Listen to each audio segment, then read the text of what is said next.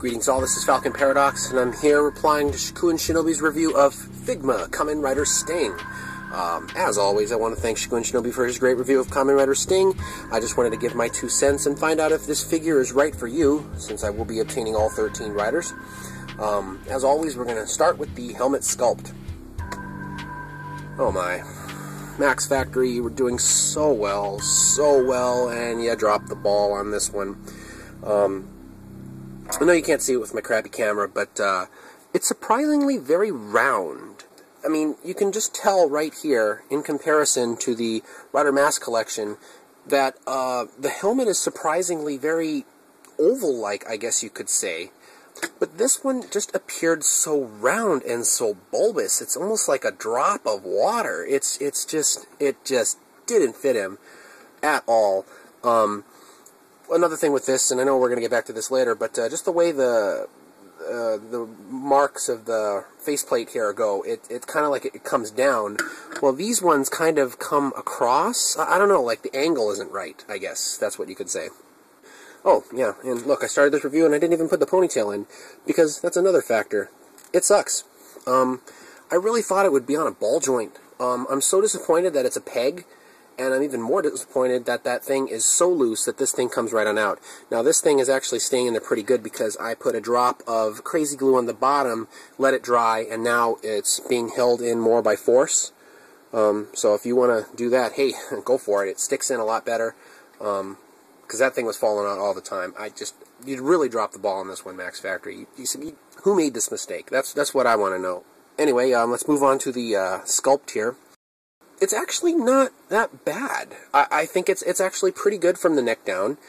I like how these parts, they'll come up and down, for you can kind of... Oh, great, that happened. Wonderful. Now we got to fix it. Now, where were we? These things are actually pretty nice. I mean, I like the look of them, but they are in by the same thing as the ponytail, just by a bit of a peg. This one's actually holding pretty well. I don't know why, but this one will... Yeah, that one pops right on out. But other than that, the chest design is quite nice. The zip thread design on the back is great. They're black in the center of all the zip threads, except for the one on the belt, which is great attention to detail. That was the one thing that made Raia really stand out. Everything from the waist down is pretty much everything that we've already seen before. Nothing too new. Once you get onto the paint, oh boy. Man, I don't know how else to describe my disappointment for this figure in particular. Just like with my last review, the Softbee Raia was actually a really nice metallic kind of pink magenta. I guess you could call him like a dark magenta. That was a really nice paint job. I don't know why they would have a problem with this, because like Oja or Strike, they needed 2 coats of paint, one which would be a white base coat, and then this pink on top. And unlike Oja, you can really notice the white paint inside here, where it gets almost like a fluorescent pink. Basically what I'm doing this is to prove my point that you needed 2 coats, one which would be the white for this magenta would show up, and they dropped the ball on this because there's all kinds of smudging and stuff like that. It's not horrible, but it's noticeable. What I really just want to know is, why didn't they just do silver and then a top coat of magenta? That would have made it look something like this, or something like the Rider Helmet Collection. If you look on the inside, oh, and yeah, I customized that tail, by the way. It's white on the inside, so the pink would show up really well when it's sprayed if they just left it white like that. But this is a pearl. This is a pink pearl, and I would have loved to see the figure with pearl pigments in it rather than this flat magenta. How much further can the disappointment go? We got the evil whip here, and as soon as I took it out of the package, of course the first thing out of my mind was, look at the size of that thing. It's so tiny. But when you look at the footage, it really wasn't horribly too long anyway. And here is the Rider and Monster Evil Diver. Now, this whip, I gotta say, I don't know how they would actually pose this. I thought this would be on a wire, for you could get it all kinds of weird different poses. It wasn't. It's just one single piece. This is always separating from the hilt, so I glued that in there. This part comes right out. For the life of me, I don't know why they would make that come out like that. I guess if you wanted to pose it differently. As far as size goes, it's definitely a winner. Not so much the color, of course, that's what they were going for with the Evil Diver. That's pretty much all I have to say about that. I would have really just liked to see in this thing a little longer, or at least put a different plug in here for you could get it longer if you wanted to. It's just too short. It's just too short. These ones on the end here, I think that's the one that really did it. At least the Rider and Monster Series one, they kept the size thing going all the way down to the very end, but this one just gets shorter as you go. I don't know why.